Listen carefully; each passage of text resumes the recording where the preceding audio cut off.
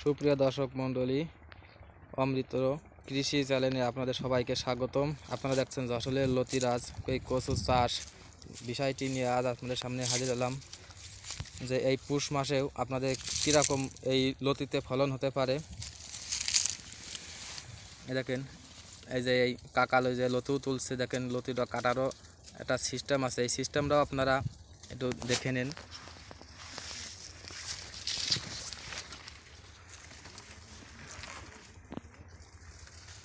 এই দেখেন লতি কাটছে, দেখেছেন সেকন লতি কাটছে গোড়ার থেকে। এই যে মোটা লতি ওই যেখানে থেকে কাটছে, কারণ ওই থেকে আরও সেকন লতি ছাড়বে। ওই দেখেন সেকন লতি, যেহেতু লতিটা যে জায়গাতে ফুটেছে সে জায়গাতেই কাটতে হবে, তাহলে ওই থেকে আর একটা লতিও আপনারা পাবেন। দেখেন দেখেছেন কতখানি ছিঁড়ে কাটছে লতিটা। দেখেন এই জমিতে কয়টা পাই আছে? এই জমিতে 22টে পাই, অর্থাৎ জমিটা সেকেন্ড 7 কাঠা জমি, 22টে পাইতি। যদি আপনার 10 কেজি করে লতি হয় তাহলে 220 কেজি লতি, 220 কেজি টার্গেটে আজকে এই জমি থেকে লতি উঠানো হচ্ছে। তারপরেও 2-5 কেজি কমবে বাড়বে, এটাই। তা এই যে এই পাশে লতি কাটা হয়নি, এই পাশে আপনাদের ভিডিওটা দেখাই। এই দেখেন লতি, ঠিক আছে। পুষ মাসেও যদি এর পরিমাণ লতি হয় তাহলে শীতের পরে যে গরমটা আসবে, এই গরমে তাহলে কী পরিমাণ লতি হতে পারে দেখেন খেয়াল করে। গাছের সাইজটাও দেখেন।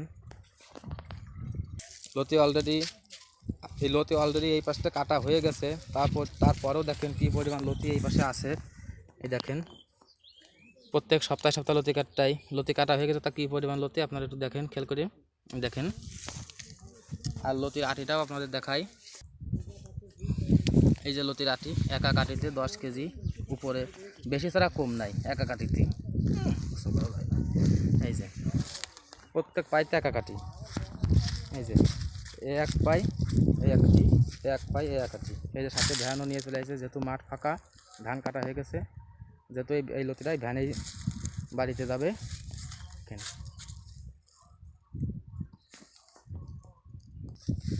আর এই জমিতে যে চারা দেখছেন, এই চারা আমরা সারা বাংলাদেশে ডেলিভারি দিয়ে থাকি। এই যে চারা সাইজটা আপনাদের দেখাই। এই যে চারা সাইজ, এই যে অলরেডি প্রত্যেক চারা, এই যে লতিও এসে গেছে।